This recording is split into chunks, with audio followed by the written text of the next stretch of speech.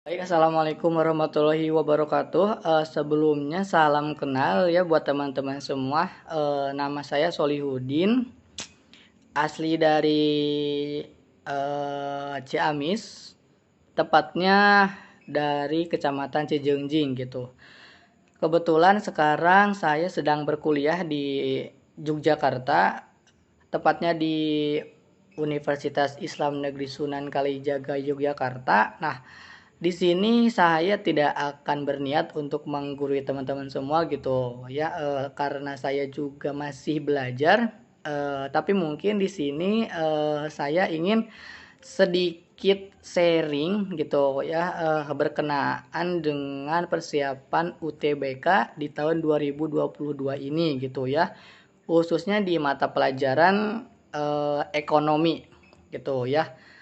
Nah, untuk teknisnya nanti saya mungkin akan menyediakan gitu ya, dan membahas beberapa soal gitu ya yang sekiranya relevan gitu ya dengan mata pelajaran ekonomi dengan landasan bereferensi dari tahun sebelumnya gitu. Nah, dan juga nanti juga mungkin akan diadakan gitu ya, TO setiap 1 minggu sekali gitu. Nah, dan di sini juga teman-teman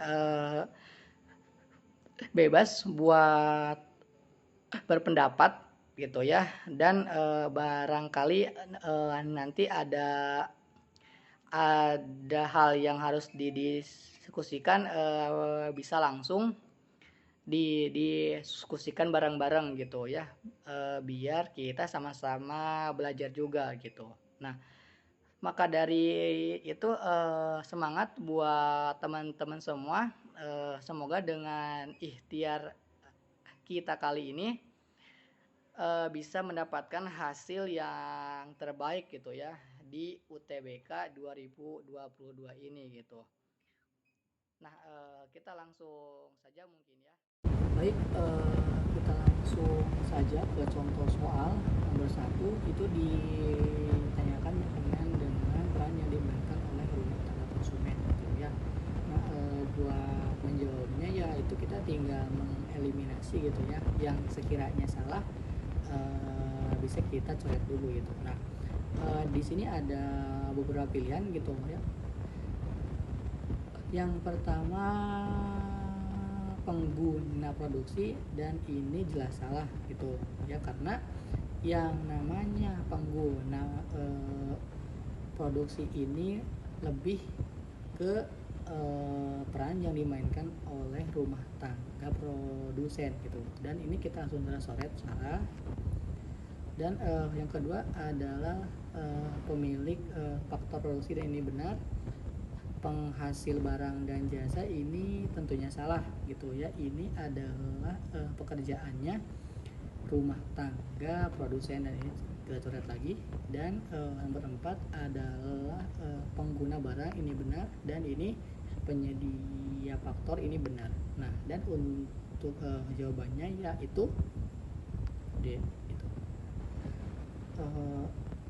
Di nomor 2 gitu ya, keseimbangan pasar yang ditandai oleh meningkatnya jumlah barang ya, meningkatnya jumlah barang dan tidak berubahnya harga. Nah, hal ini dapat digambarkan oleh nah, dari soalnya ini saja sudah diketahui gitu ya, jawabannya yaitu dengan meningkatnya jumlah barang ini biasanya berhubungan dengan meningkatnya permintaan. Yang pertama itu ya, permintaan, dan tidak berubahnya harga, berarti penawarannya pun tetap gitu ya, tidak meningkat ataupun tidak menurun gitu. Nah, dan maka dari itu ini jawabannya yaitu dengan peningkatan permintaan dan penawaran dalam proporsi yang sama. Dan ini jawabannya C gitu ya. Berhubungan dengan elastisitas gitu. Nah, rumusnya elastisitas ialah E sama dengan delta Q per delta P dikali P per Q gitu ya. Nah, yang namanya delta ini adalah selisih antara dua harga barang gitu. Nah, dan ini dari jumlahnya. Nah, ini di soal ada 50 dan 30, berarti ini selisihnya 20 per selisih dari harga 100.000 dikurangi 50.000 yaitu 50 dikali P1 gitu ya. Ya itu 50 dibagi harga ya maaf, ini kebalik ya. Nah, P ini adalah harga pertama dikali 100 dibagi jumlah barang pertama yaitu 50 ya. Nah, sama dengan berapa? 2000 dibagi 2500, hasilnya sekitar 0,8.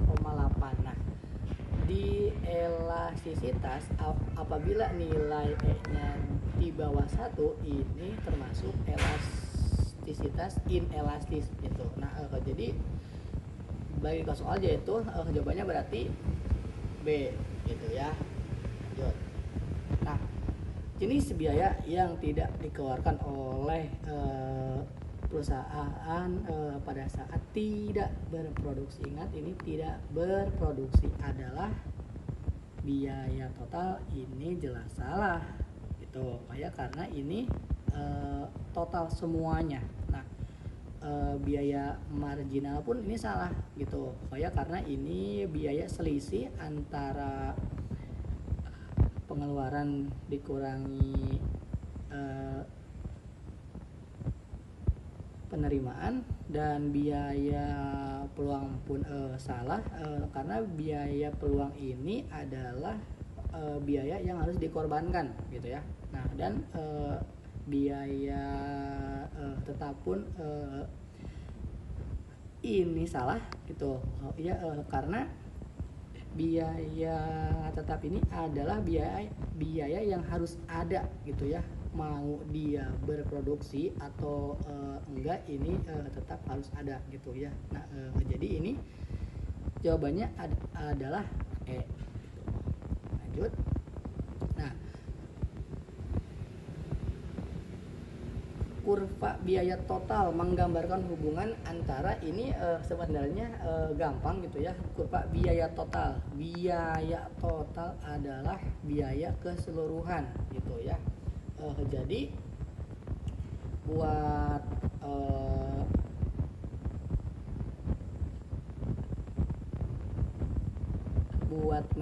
menjawabnya ini adalah biaya total ini adalah biaya yang menggabungkan hubungan jumlah output yang diproduksi atau total outputnya berapa, dan biaya yang harus dikeluarkan untuk menghasilkan outputnya berapa gitu. Nah, dan ini jawabannya adalah di B gitu ya. Yang selanjutnya adalah kebijakan harga yang seharusnya dilakukan monopolis jika ingin meningkatkan penerimaan total. Ingat, ini ada kunci yaitu monopolis, yaitu satu barang dengan beberapa penjual gitu. Nah, maka untuk meningkatkan penerimaan total ini berarti kan biasanya di pasar monopolis ini harganya tuh tinggi-tinggi gitu ya, karena memang yang diperjualbelikannya ini seperti mesin, teknologi gitu ya. Nah, Maka dari itu untuk meningkatkan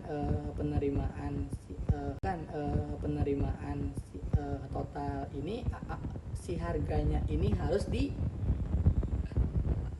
diturunkan gitu ya, karena si barang atau yang diperjualbelikan ini adalah sifatnya elastis gitu ya, karena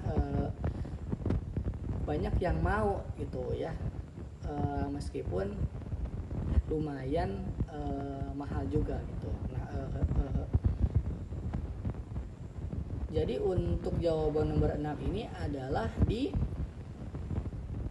menurunkan harga barang di A gitu ya, jika di barang elastis. Nah, yang selanjutnya ialah ketika PDB menaik, maka negara yang bersangkutan mengalami, ingat, dengan adanya penerimaan negara yang banyak, sejalan dengan meningkatnya pengeluaran negara yang harus dikeluarkan gitu ya, maka dari itu jawaban untuk nomor 7 ini adalah dengan menaikkannya pendapat dan pengeluaran gitu. Nah, dan ini di PDB ini tidak ada kaitannya dengan yang namanya menabung gitu ya.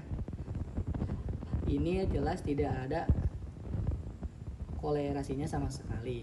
Nah, dan nomor 8 ini pemerintah meningkatkan belanja untuk infrastruktur itu diperlukan supaya kinerja seperti sarana transportasi berjalan dengan semestinya.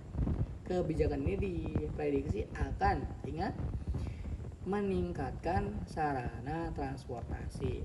Secara tidak langsung itu meningkatkan keinginan masyarakat untuk mencoba sehingga meningkatnya permintaan di lapangan. Nah, maka dari itu ini hasilnya itu adalah dengan meningkatnya permintaan agregat. Nah, dan di nomor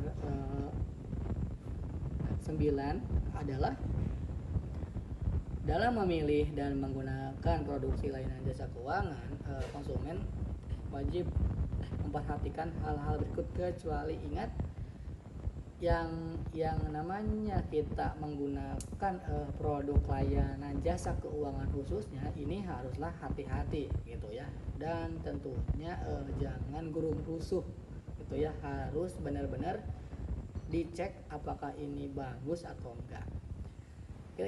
Kita lihat yang A, dengan meneliti profil apakah sudah terdaftar OJK, ini benar.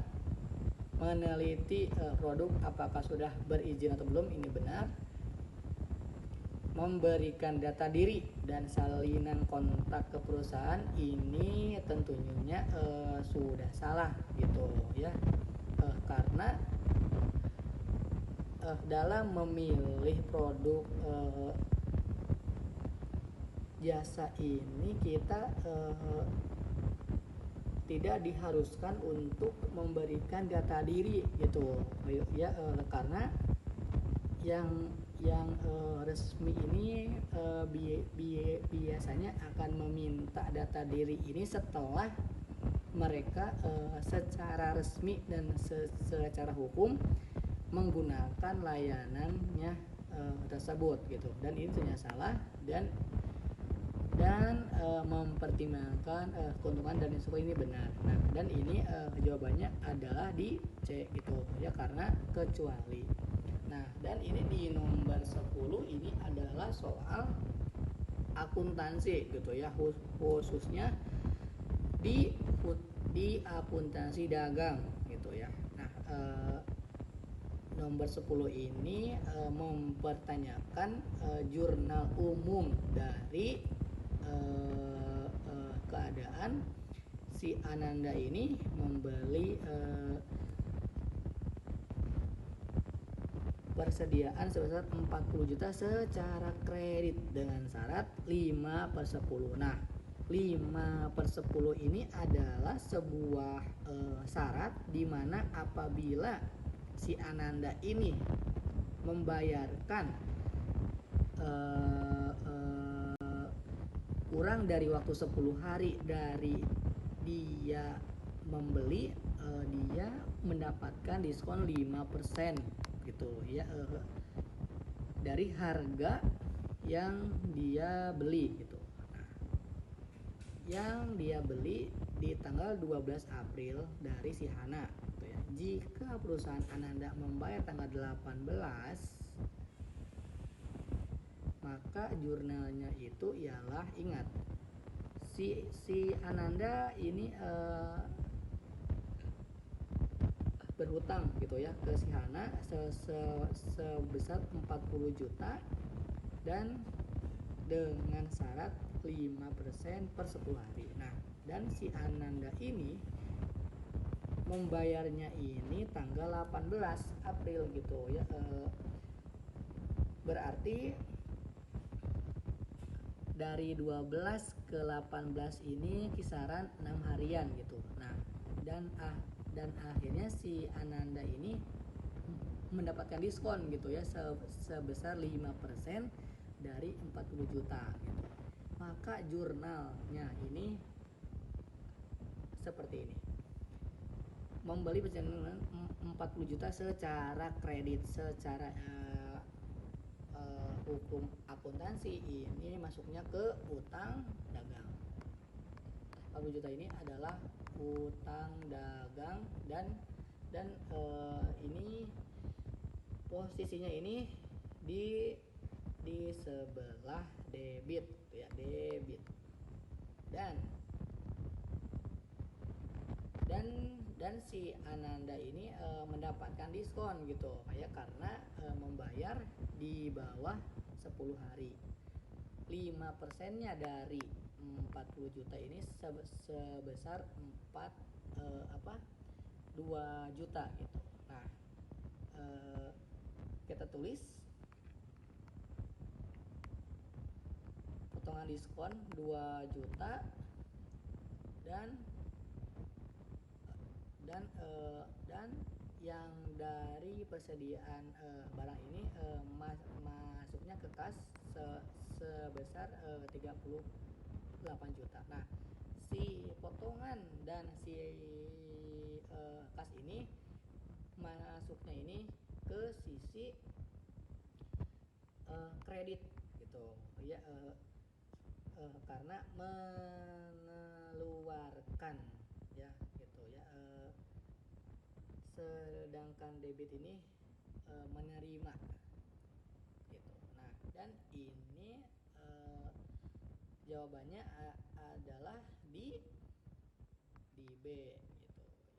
Nah, mungkin itu dulu dari pertemuan ke satu ini. Apabila ada yang masih belum paham, bisa langsung ditanyakan lewat grup ya. Nah, sekian dari